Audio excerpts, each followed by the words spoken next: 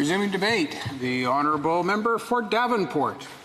Thank you so much, Mr. Speaker, and I will be sharing my time with the very honourable and distinguished member for Newmarket Aurora. Mr. Speaker, it's an absolute honour for me to speak in this venerable House on behalf of the riding of Davenport.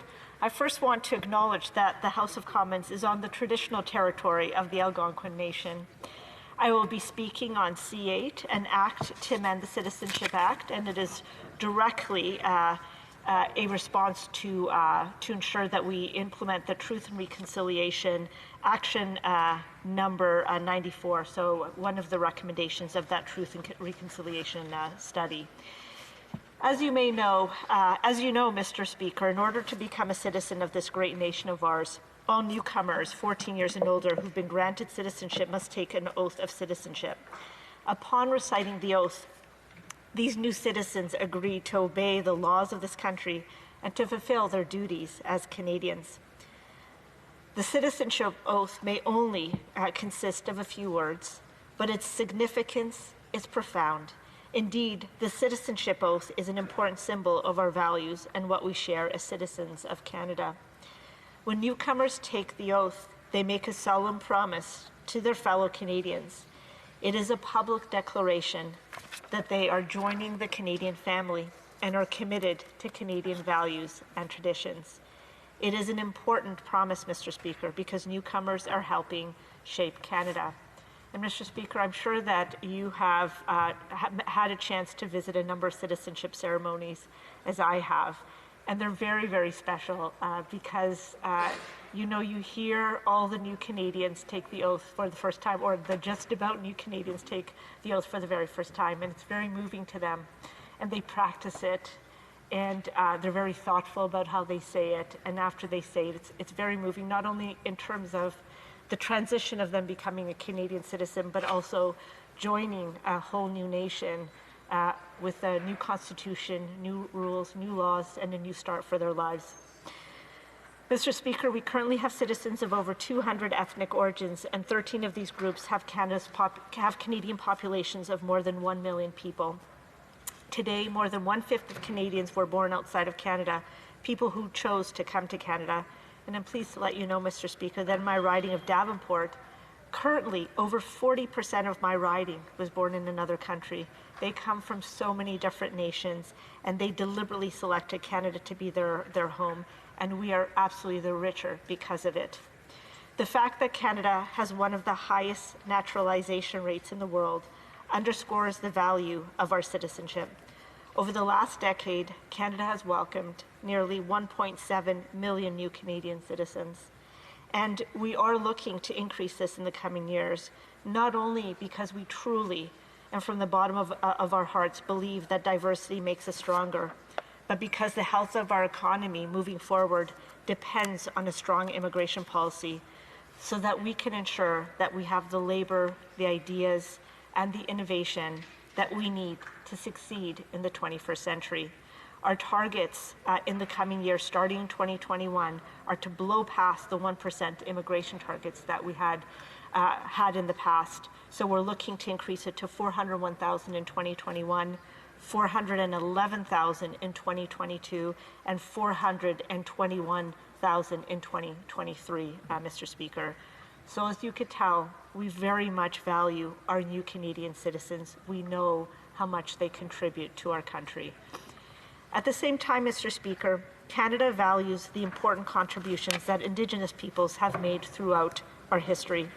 First Nations, Inuit, and Métis peoples all played a role in building a stronger Canada and will continue to do so moving forward. The federal government is committed to implementing all of the Truth and Reconciliation Commission's calls to action. This particular bill, as I mentioned earlier, aims to fulfill the call to action number 94, which calls on the government to amend the Oath of Citizenship to add reference to include treaties with Indigenous peoples. The federal government's proposed amendment of the Citizenship Oath would allow new Canadians to fully appreciate and respect how Indigenous peoples are a critical part of Canada's history and identity. The new oath would also reflect an expectation that new Canadians demonstrate an understanding of Indigenous peoples and of their constitutional rights. In addition to fostering a better appreciation and recognition among new citizens for the important contributions of Indigenous people, the proposed new citizenship oath would reflect our government's commitment to reconciliation. Indeed, Mr. Speaker, the federal government is committed to a renewed relationship with Indigenous peoples based on respect, rights, cooperation, and partnership. And this commitment is absolutely critical because for too many Canadians of various backgrounds, systemic racism is a lived reality. And we know that it certainly did not take a pause during the pandemic.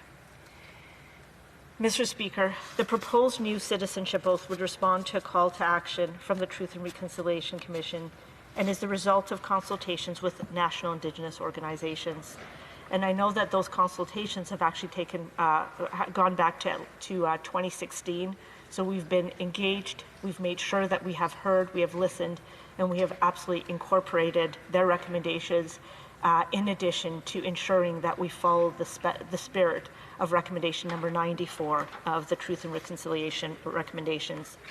The revised text would also remind all Canadians that recognition of Aboriginal treaty rights is not a political or administrative gesture, but it is in fact enshrined in our Constitution.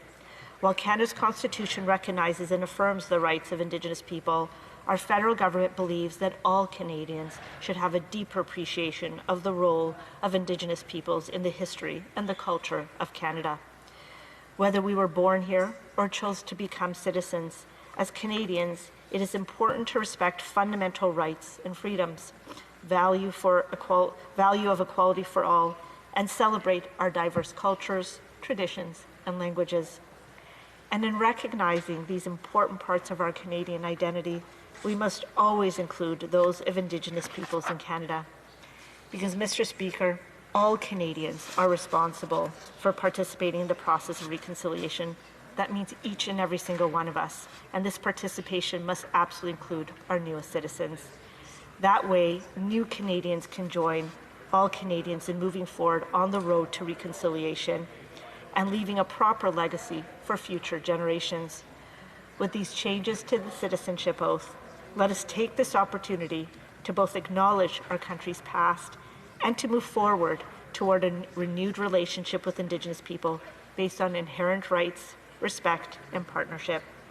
The federal government is proud to propose these historic changes to the Oath of Citizenship so that new Canadians can promise to faithfully observe the laws of Canada, including the Constitution, which recognizes and affirms the treaty rights of First Nations, Inuit, and Métis peoples. This would serve to reinforce our Indigenous heritage and institutions, contribute to closing the socioeconomic gaps in Canada, and help to foster strong Indigenous communities for future generations. I would also say, Mr. Speaker, that the reality is the Oath of Citizenship is just one of many, many, many steps that we need to take, but to me it's an important one, because I think right from the very start we want to mention that the treaty rights of our Aboriginal peoples of this country is absolutely critical and important for us to know. I think it will also lend to a lot of the dialogue and the conversation that I believe we need to continue to build in this country in order to truly have a new nation-to-nation relationship with our First Peoples. And maybe I'll end off by just, relaying the story. My mother came to Canada from Mexico, and I actually remember her practicing for her citizenship test. I remember her memorizing all the provinces and territories, and I remember her memorizing all the prime ministers and just preparing for all the questions for the citizenship test. And I do think that would have been worthwhile and valuable for us to also have had something included on that test at that time about the Aboriginal peoples of our country. Again, I think it's important that not only all Canadians, but our new Canadians from the very start be informed about the Aboriginal peoples, their history in our country, and how they are helping us to create a great country. and how that we are working on a new nation-to-nation relationship as we move forward. So thank you so much, Mr. Speaker, and thanks for the opportunity to speak on behalf of my residents of Davenport.